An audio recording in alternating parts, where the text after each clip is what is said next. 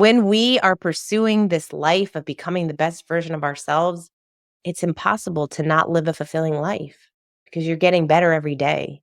You're growing, you're leaning into your dreams. You're saying yes to the things that are most important and no to the things that don't matter.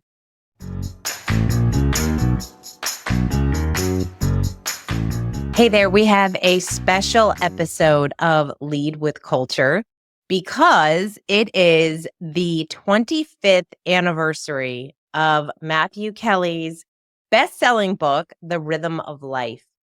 I cannot believe that he wrote this book 25 years ago. It's crazy because it is such a remarkable piece of work, and to be written by someone at his age at the time, it's just crazy. It is so full of wisdom and the impact that it's had on millions of people's lives. That's just so amazing and so cool. And I don't know if you have read it. Hopefully you've read it. You know what I'm talking about it. Many people have read it multiple times. In fact, we use the Rhythm of Life as part of our Dream Manager program. So when our dream managers are meeting with their dreamer, part of what they do is they read sections from the book and then they get to highlight the sections that are the most meaningful to them, what resonates with them the most. And they bring those conversations to their dream manager. So they have a discussion around what quote, sentence, phrase, idea impacted them in that particular section. And then they get to talk to their dream manager about it and why they felt that way and how they're going to use that content to help them become a better version of themselves. And so it's really just a wonderful piece of work and so amazing that it is the 25th anniversary. So let's celebrate together. We thought that we would do an episode just sharing some of the many great quotes and ideas from the book. And so we just chose a few, some that kind of show up very often from just in our Dream Manager program, and some that others have just shared with us that they've really enjoyed. The whole book is amazing. So just read the book if you haven't read it. And maybe this is your sign to reread the book. And then you can share with us your favorite quotes, your favorite ideas, what you loved best about the book. That would be absolutely amazing. All right. So here are just a few of the quotes from the book to just give you a little inspiration for the day. All right. So the first one is whether you are 16 or 60, the rest of your life is ahead of you. You cannot change one moment of your past, but you can change your whole future. Now is your time. I love this so much because, well, it's true, right? Wherever you are today, you can make a different choice. You can choose something different. You can decide to start pursuing your dreams, no matter what age you are. It's so inspiring when you read all of these stories about people who have tapped into pieces of their creativity or becoming a better version of themselves when they are much older. It's kind of glamorized. I know when we see all these tech startups and people that are really young and they do these incredible things at such a young age. But what about there's tons of people that have started businesses or wrote their first book or pursued something new in their lives at an older age. And there's a lot of beauty in that as well. And so your dreams are yours for a reason. And maybe you wish that you would have started them years ago, but we can't go back. We can only move forward. And so I love this message so much. Wherever you are, you can choose to build a brighter future for yourself. What's really cool too is, and he obviously did not know this at the time, but that he would one day go on to write many, many books. I'm sure he knew he would write many books, but one of them is called No Regrets. And it is all about the fourth quarter of your life. So when you hit 60 and you're in that fourth quarter, and it's not the end. Like it is the beginning of this new beautiful phase, and you get to decide what you want to do with that time. So whether you're in your 20s, your 30s, your 40s, your 50s, your 60s, and beyond, now is a time for you to create that list of 100 dreams, to pick the dreams that you really want to focus on over the next couple years, and start to make some of those changes that maybe you've been putting off for far too long.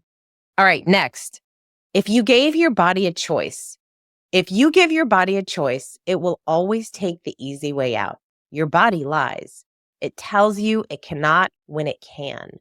This I love because we look, let's face it, we like to take the easy way out, right? We like to make excuses. We like to say, oh, I'm going to do something later. And unless we're very intentional about it, we will choose to not do the thing that we said we were going to do. Our body lies, as he says, but we lie to ourselves. Like we say, oh, I'm going to do it tomorrow. I'll start that later. And we know that we're not going to actually do that. We get to push ourselves. We get to challenge ourselves to really grow. One of the dreams that shows up in so many of the clients that we work with, so many of those dreamers that we get to work with, is they want to be healthier and more fit. And for someone who is not very active, who doesn't go to the gym, who isn't doing a lot of things, of course, the first couple of times you go to the gym, it's not going to be the most fun. You're going to be sore, you're going to be tired. But once you get over that, once you do it for a few days and then a couple weeks, then you start to feel like, oh, wait, I'm getting a lot of energy. This is really good. I can do this. I can push myself. I can do hard things. So we can't lie to ourselves. We have to trust that when we have this dream, whatever it is, and whether that's being healthy or fit or pursuing a dream that maybe you've been putting off, don't let yourself off the hook. This is why it's so important for us to have some accountability, to have accountability partner, to have a coach, someone that's going to push us, to challenge us, to keep going, even when it feels a little uncomfortable. Which leads us right to this quote. We seek to live in the comfort zone. There is no such thing. It is much more difficult to try to live in a comfort zone than it is to follow our dreams, because the comfort zone is only an illusion, but our dreams are real. Will you spend the rest of your life chasing an illusion or following your dreams? Oh my gosh, do you love it? It's so good. We want to live in the comfort zone. We feel like it's this safe space. We are comfortable. We know what's going to happen, but we don't, right? Like there is no certainty. We are not guaranteed certainty in anything. And so we feel like we're building this little pillow fortress around us where we can't get hurt and everything's going to be okay, when really we should be focusing on our dreams. Now, our dreams, they push us out of our comfort zone. When we have dreams for a brighter future, chances are we're going to have to do the hard thing.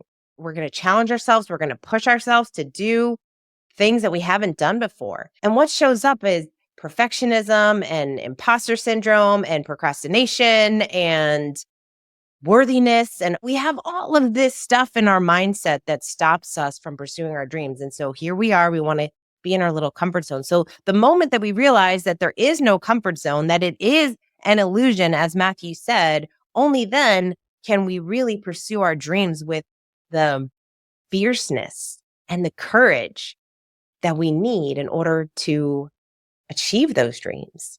Okay, next one. Everybody is a genius, but if you judge a fish by its ability to climb a tree, it will live its whole life believing that it is stupid. The question I have for you at this part of our journey together is, what is your genius? What is your genius? We have a whole section in the Dream Manager called the genius of your personality, because your genius is different than someone else's. Your genius makes you unique, and we can't shy away from that. And so often, the things that make you your genius, we sometimes shy away from. We sometimes don't really lean into the genius of our personality. And so what is your genius? What are you so good at? And for so many, they don't want to identify what that is. I don't know if they feel like they're being braggy, or maybe they really sincerely don't know. When people don't really know what their genius is, it's usually because your genius is what you do so well and it comes so naturally to you.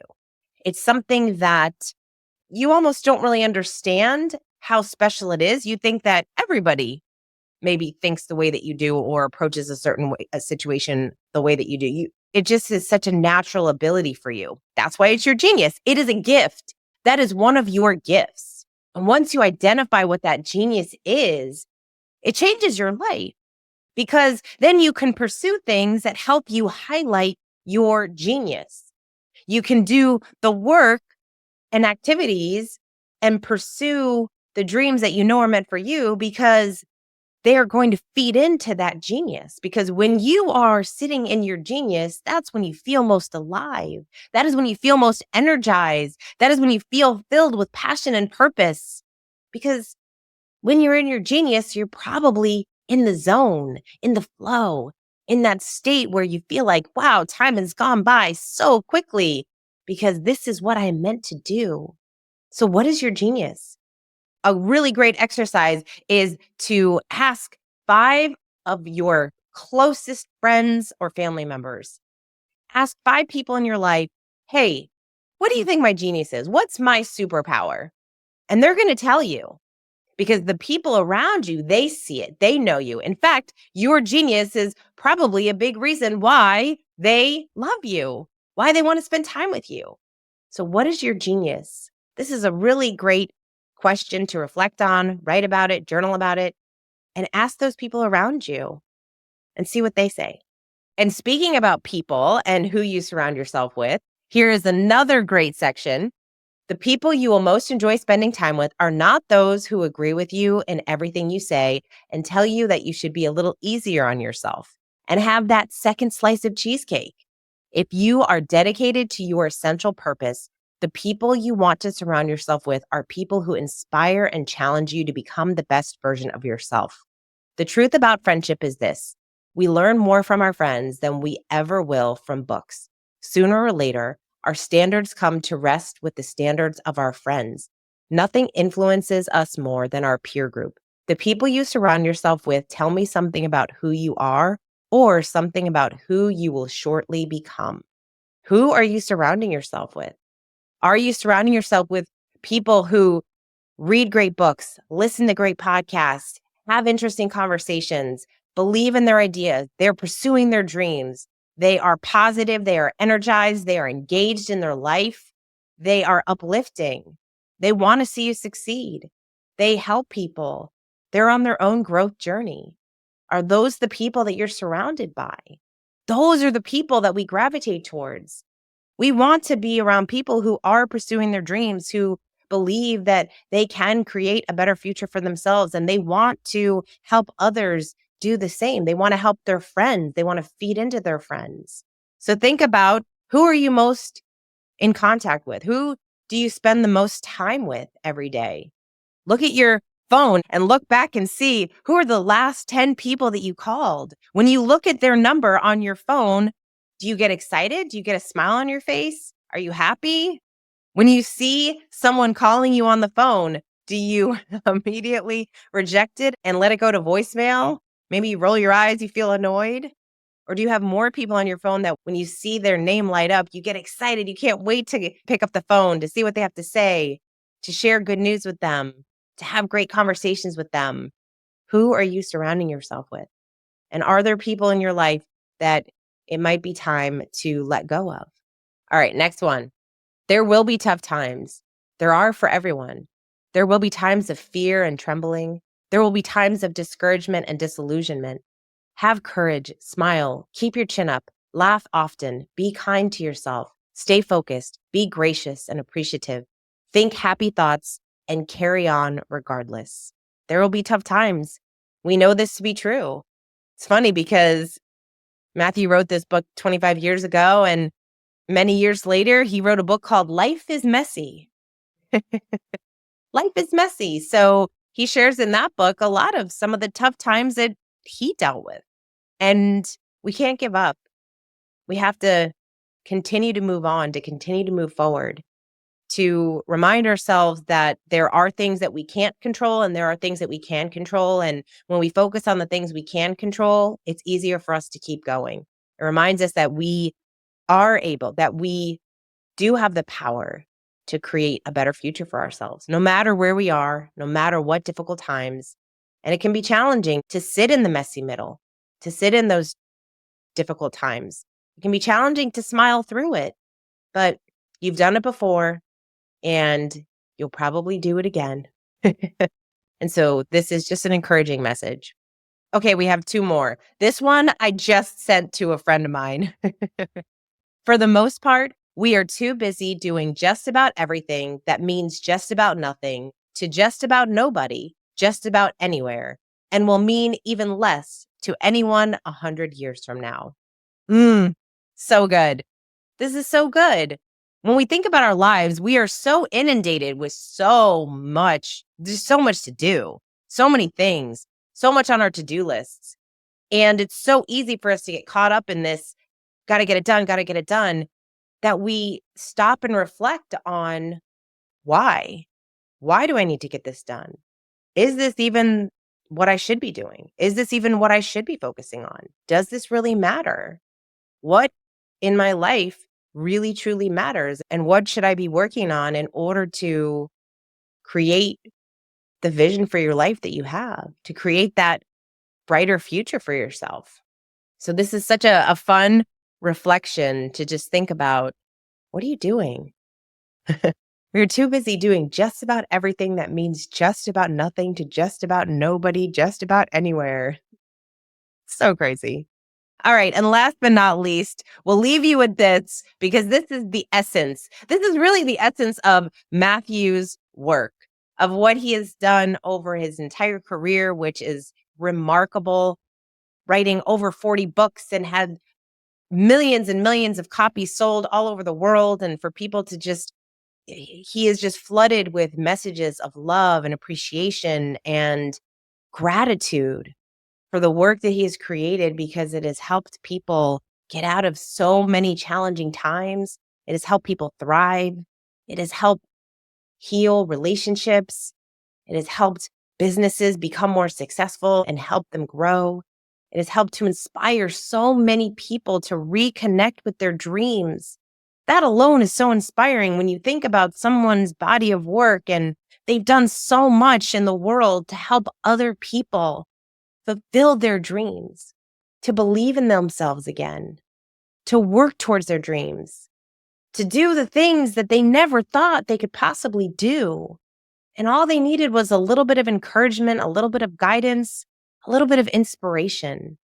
That's all of this. That is all filled in that book. That all of those components, that is woven throughout the rhythm of life. It is a beautiful piece of work. And so I encourage you to, again, I encourage you to read it, or maybe this is a sign to reread the book. All right, we're going to leave with this one. The meaning and purpose of life is for you to become the best version of yourself. Become the best version of yourself. What does that look like? And you get to every single day take those small steps to get better, to grow. And we're always growing.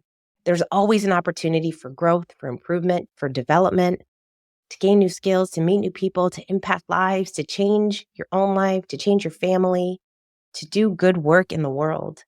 And when we are pursuing this life of becoming the best version of ourselves, it's impossible to not live a fulfilling life, because you're getting better every day. You're growing, you're leaning into your dreams. You're saying yes to the things that are most important and no to the things that don't matter. So here's to you becoming the best version of yourself. And we are so grateful that you listen to the show. We are so grateful to have you part of our community. If there's anything that we can do to support you in your efforts, we, of course, would love to be able to do that. Thank you so much for listening. We appreciate you. And until next time, lead with culture.